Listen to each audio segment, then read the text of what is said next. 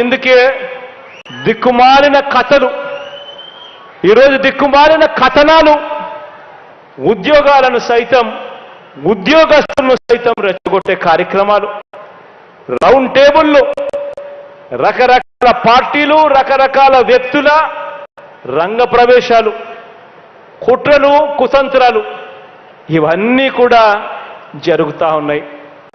ఈరోజు తోడేళ్ళందరూ కూడా ఏకమై ఒక్క మీ జగన్ మీద, మీ బిడ్డ మీద ఇంతమంది ఏకమై ఈరోజు యుద్ధం చేస్తా ఉన్నారు. ఆలోచన చేయమని అడుగుతా ఉన్నా. ఈరోజు చంద్రబాబుకి కానీ దత్తపుత్రుడికి కానీ వీళ్ళెవ్వరికీ కూడా ఒంటరిగా పోటీ చేసే సత్తా వీళ్ళిద్దరిలో ఎవరికీ లేదు. కారణం ప్రజలకు మంచి చేసిన చరిత్ర వీరికి లేదు కాబట్టి వీళ్లకు అన్ని చోట్ల పోటీ చేసే సత్తా లేదు.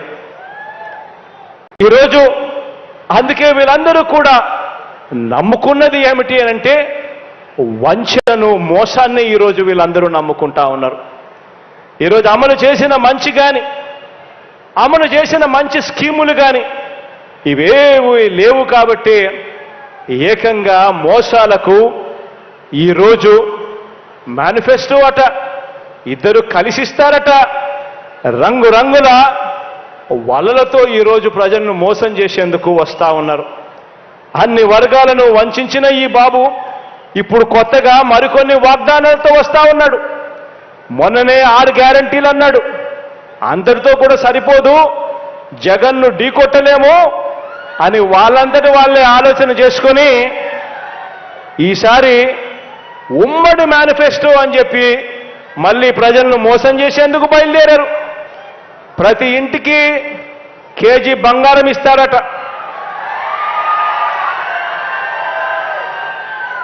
ప్రతి ఇంటికి ఒక బెంజ్ కారు కొనిస్తారట. ఆలోచన చేయమని అడుగుతా ఉన్నా. ఇలాంటి వారిని నమ్మచ్చా అని చెప్పి ఆలోచన చేయమని కోరుతా ఉన్నా. ఇలాంటి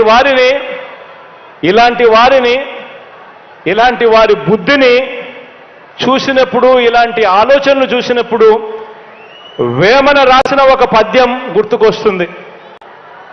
చెప్పమంటారా? ఎలుక తోలు తెచ్చి ఏడాది ఉతికినా కూడా నలుపు నలుపే గాని తెలుపు కాదు. కొయ్య బొమ్మను తెచ్చి కొట్టినా కూడా అది పలుకునా అని వేమన విశ్వదాభిరామ వినురవేమ అని చెప్పి అప్పట్లో ఇలాంటి వారి గురించి వేమన స్వామి వారు మాట్లాడారు. నిజంగా అడుగుతా ఉన్నా, వీరి బుద్ధి ఎలాంటిదో గమనించమని అడుగుతా ఉన్నా. ఇలాంటి వారికి మిమ్మల్ని అందరినీ కూడా ఇలాంటి వారితో అప్రమత్తంగా ఉండమని కోరుతా ఉన్నా. మన రాష్ట్రానికి ఇలాంటి వారి దగ్గర నుంచి విముక్తి కలగాలని కోరుకుంటూ, దేవుడు దయతో ఇంకా ఎక్కువ మంచి చేసే అవకాశం దేవుడు ఇంకా ఇవ్వాలని కోరుకుంటూ,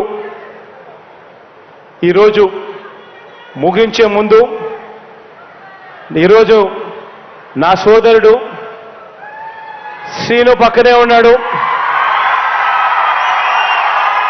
శ్రీనన్న గురించి మీకు ఒకే ఒక్క విషయం చెప్తాను. శ్రీనన్న గురించి మీకు. సినిమాలలో ఇంతకు ముందు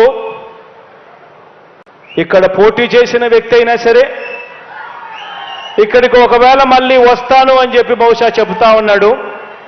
ఒక సినిమా హీరోని చూశారు. ఆ సినిమా హీరో క్యారెక్టర్ను కూడా మీరు చూశారు.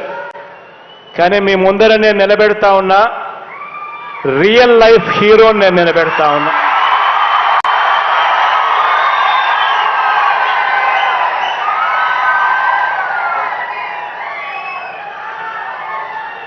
నిజంగా మంచి చేయడం కోసం నా దగ్గరికి వచ్చి అప్పట్లో సీనన్న ఏమన్నాడో తెలుసా? నాకు మంత్రి పదవి ఇవ్వకపోయినా పర్వాలేదు, భీమవరం